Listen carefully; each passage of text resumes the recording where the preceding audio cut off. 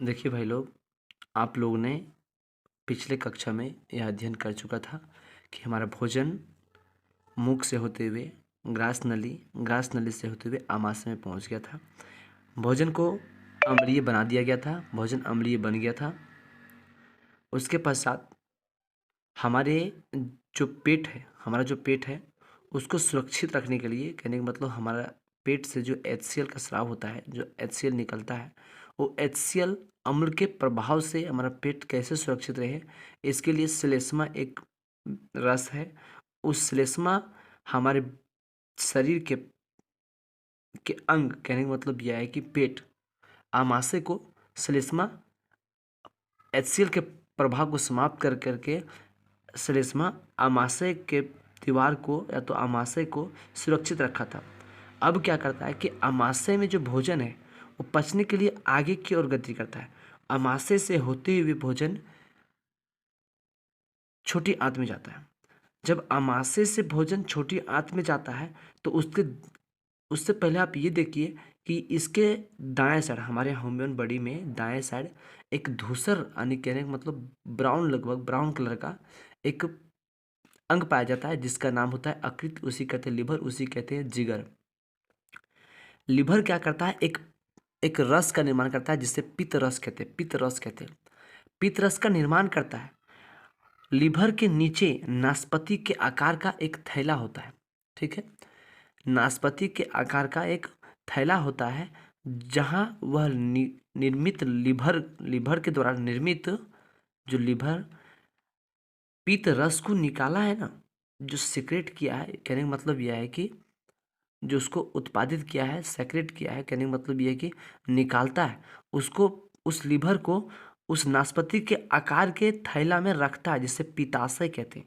वैसा पित्ताशय, क्या बोल रहे हैं, पित्ताशय। देखिएगा आप लोग, पित्ताशय कह रहे हैं, पित्ताशय, पित्त का आशय, जहाँ पित्त का आशय होता है उसे कहते हैं पित्ताशय। तो पित्ताशय जो होता है वो लीवर के जस्ट नीचे होता है। किस आकार का, नाशपाती आकार का। लीवर पित्त का निर्माण करता है और पित्त जो निर्माण करता है उस पित्त को रखता कहाँ है, पित्ताशय में। अब क्या करता है, जब भोजन आमाशय से छोटी आंत में जाता है ना, तो ये लीवर यानी लीवर के द्वारा निर्मित पित्ताशय, जो पित्ताशय में जो पित्त आश्रित है, मतलब कहने का मतलब जो रखा हुआ स्टोर किया गया है, वो पित्ताशय से पित्त निकलता है। और भोजन जब छोटी आमाशय से छोटी आंत में जाता है तो ये पित्ताशय से पित्त को निकाल के, ये भोजन उस समय अम्लीय था, इस अम्लीय पदार्थ को वो क्या करता है कि क्षारीय बनाता है। क्षारीय इसलिए बनाता है क्योंकि यह क्षारीय प्रकृति का होता है। पित्त जो है आपका, जो लीवर के द्वारा निर्माण पित्त जो है वो किस प्रकार का है, वो क्षारीय प्रकृति का है। क्या है, क्षारीय प्रकृति का है। यही क्षारीय होने के कारण से भोजन हम यहाँ लिए थे अम्लीय रूप, HCl के प्रभाव के कारण से अम्लीय हुआ था। जब ये भोजन पेट के माध्यम से छोटी आंत में जाता है, कहाँ जाता है, छोटी आंत में जाता है। छोटी आंत के जाने के क्रम में जाते हैं, उसी क्रम में इसको पित्ताशय पित्त देते जाता है और वह भोजन अम्ल से ना होकर किस में हो जाता है, क्षार में परिवर्तन होता है। क्षार में परिवर्तन होने के बाद उसके और आगे आप देखेंगे अग्नाशय है। ये है अग्नाशय। ये जो आपका हो गया, ये अग्नाशय हो गया। अग्नाशय से 3 प्रकार का एंजाइम निकलता है। अग्नाशय से, अग्नाशय जो है, अग्नाशय से आपका 3 प्रकार का एंजाइम निकलता है जिसे कहते हैं लेट। एक होता है लाइपेज,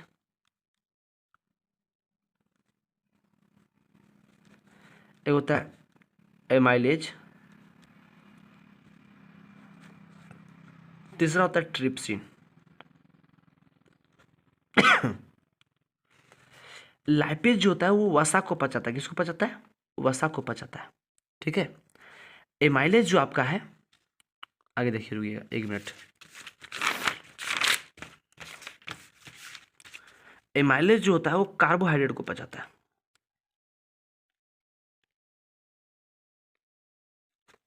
कार्बोहाइड्रेट को पचाता है। और ट्रिप्सिन जो होता है आपका प्रोटीन को पचाता है।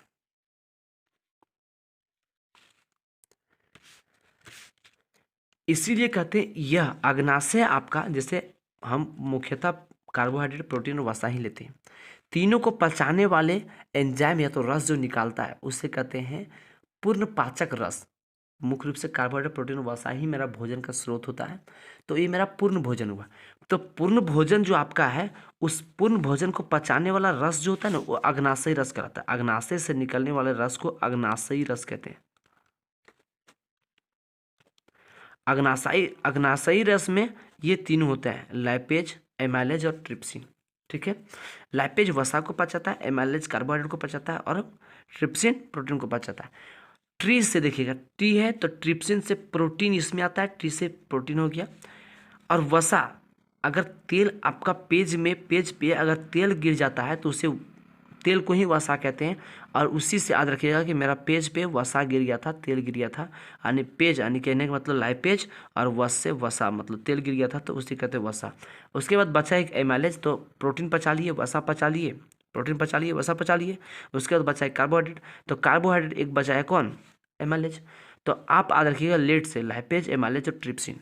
चलिए ठीक है, भोजन हमारे यहाँ तक पहुँच गया।